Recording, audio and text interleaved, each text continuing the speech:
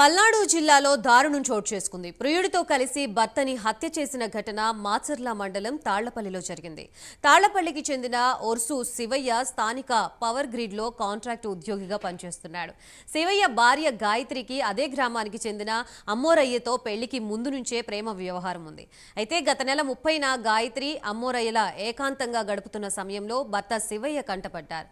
దీంతో శివయ్యని దిండుతో ముఖంపై అదిమిపెట్టి గుండెపోటు అని సృష్టించారు. విజయపురి సౌత్ పోలీస్ స్టేషన్లో మృతుని తల్లి ఫిర్యాదుతో ఎస్ఐ షేక్ మహ్మద్ షఫీ కేసుని చాకచక్యంగా దర్యాప్తు చేసి నిందితుల్ని అరెస్ట్ చేశారు.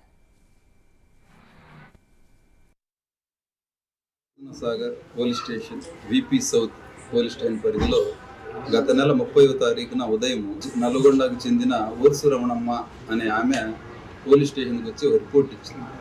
ఏందనంటే వాళ్ళ కొడుకు ఊర్సు శివయ్యకి 2018లో తాళ్లపల్లి గ్రామానికి చెందిన మహిళతో వివాహం అయినట్టు, వివాహం తర్వాత కొన్నాళ్ళు అతను శివయ్య అనే అతను మేళ్ల చెరువు తర్వాత మాచర్లలో ఉండి సుమారు గత 2.5-3 సంవత్సరాల నుంచి మన తాళ్లపల్లిలో ఉంటున్నట్లు, ఈ క్రమంలో వాళ్ళ భార్యాభర్తలకి రకరకాలుగా గొడవలు జరిగినట్టు ఈమెకి సమాచారం ఉంది.